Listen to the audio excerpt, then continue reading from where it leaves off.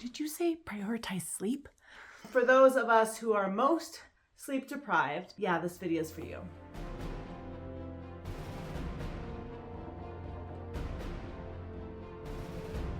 How can we have better habits so that we set ourselves up for good sleep?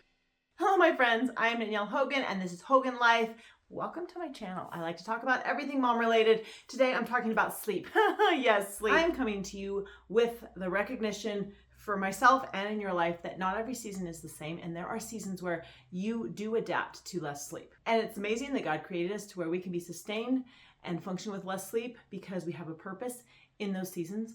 And so I'm not going to be telling you, if you're tired, get more sleep. During the months and years where I had very small babies, it was one of the most aggravating things to me when people would say you have to prioritize sleep, because I'm like, I'm doing literally the best I can. I cannot see how I can do better. So I'm going to look at 9 or 10 ways we can just set ourselves up for success. To dream the impossible. I'm really big on having routines in your life to help streamline your life, to help make things easier. You know, I have a laundry routine that if I stop doing it for a couple of days, the laundry gets almost unmanageable. But as long as I stick with that routine, I can manage the laundry. So my first tip for you in setting yourself up for success in the sleep department, even if it is broken sleep, even if you have kids waking you up in the night, is develop a routine and a ritual in your sleep preparation. Now, all of us have routines. We brush our teeth, we floss our teeth, we wash our face. Some people take baths, some people have a cup of tea, but there's a time when something very important to your sleep becomes more ritualistic. And in that habit and in that pattern, your body recognizes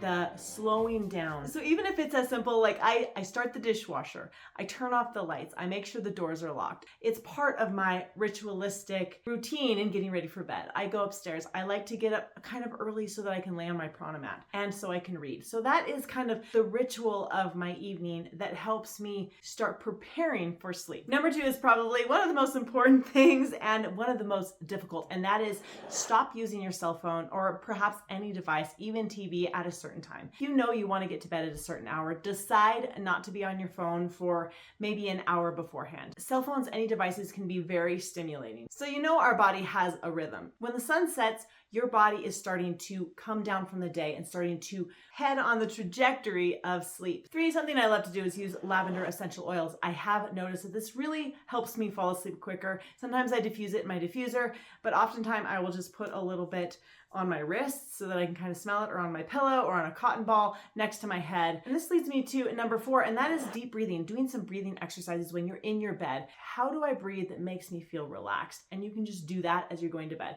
For me, it's having a nice deep breath, holding that breath for like a second or 2 at the top, and having a very nice slow breath all the way descending until all my breath is out, waiting a second or 2 before I breathe in again nice and deep. Imagining everything from the day just kind of soaking into the mattress and soaking away. I think these peaceful practices are so valuable. And when you get a bunch of just regular habitual practices, you will find yourself going into a deeper sleep faster. And if you are awakened in the middle of the night, you will be able to get back into sleep easier. Now, my husband is like a sleep prodigy. We might both be up in the night with children, and I will take a half an hour to get back to sleep, and he will go to sleep in 30 seconds. It's astounding. If we wake up and talk about how our night of sleep was, and he's like, man, it took me a long time to get to sleep, I'm like, yeah, I timed it. It was 2 minutes.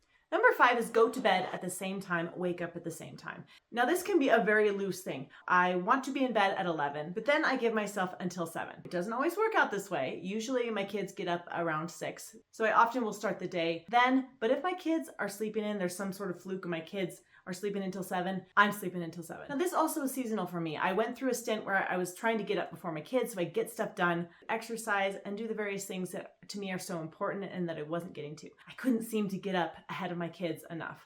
I would get up at 5:30, someone would get up at 5:35, and it was just growing my frustration. So instead I decided that I would just get up when the kids get up, and I wouldn't stress about it, and I would still try to do those routines, even if I'm doing them with the kids. What is the saying? Blessed are the flexible, for they will not be bent out of shape. My 7th child, she has been a very difficult sleeper, and even now at 3, she will come into our room at some point in the night, just to check in. Next tip is Read a book before you go to bed. Now, this is important because it has to be the right book. I always have books that I'm reading that I'm engaged with and I'm really enjoying, but they're not real page turners. You know, I'm just plodding along through them. And those are the ones that I keep by my bed. Those are the ones I read before I go to bed at night. I cannot read a book that I'm just super enthralled by, that I can't stop reading, because I have no self-control at night. I'll just be reading in my bed and it's like my happy place, and I'll stay up till like 1. And that doesn't work. Can't do it. All right, this is really important. Many of us know we can't drink caffeine past, 2, 3. What is it for you? What I have found that has been almost as bad as caffeine for keeping me up at night is sugar. My daughter was going through this sweet stint where she was bringing her dad and herself and me an ice cream. And so we'd be sitting watching a show at 9 o'clock at night, eating ice cream. And I was finding that I could not sleep for hours. With your circadian rhythms, with your metabolism, with the setting sun, what is happening is your body is moving towards sleep. So eating late at night is perhaps the worst time you could eat. So another one of those restrictions I like to put on myself, it's a healthy restriction, is not to eat late, not to eat past 8 o'clock. And I don't always hold true to that, and we have exceptions all the time. Those are some of the parameters I place in order to set myself up for the best night's sleep I can, given my circumstances. Another thing you can do is get rid of all the blinking lights in your room. Our lives are so full of electronics, whether it be the computer in your room, the tablet charging over in the corner, your clock, your noisemaker, your television if you have one. And so just getting a little piece of like black electrical tape and sticking it over the blinking parts, the lights that are kind of just a stimulant in the night, and trying to create just a dark atmosphere, a peaceful atmosphere that you can sleep best in. You know what feels the most comfortable when you're going to bed, but having it intentionally as part of your space instead of just all of these random blinkings we have going on throughout the night, all night long. And finally, this is probably the most important, the most valuable tip I can give you, is to cultivate the ability to think deeply about one thing as you're going to sleep. You guys are all probably familiar with the pinging effect of thoughts when you're going to sleep and suddenly your thoughts are just kind of going all over the place. You just remembered you missed someone's birthday and you're like kicking yourself, and then you remember, oh, I have to do soccer stacks this weekend. And then you think of a conversation, a text you didn't respond to. Now this does take some mental discipline and practice, but I take one thought and I think deeply about it and I stay on that one thought.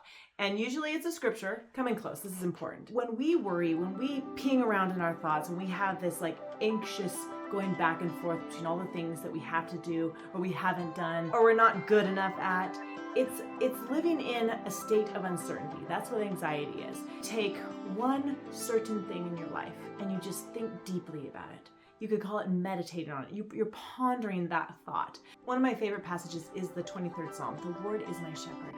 I shall not want. And I'll just go through that and think deeply about it until I fall asleep. And anytime my mind goes to another thought, I'll just rein it back in.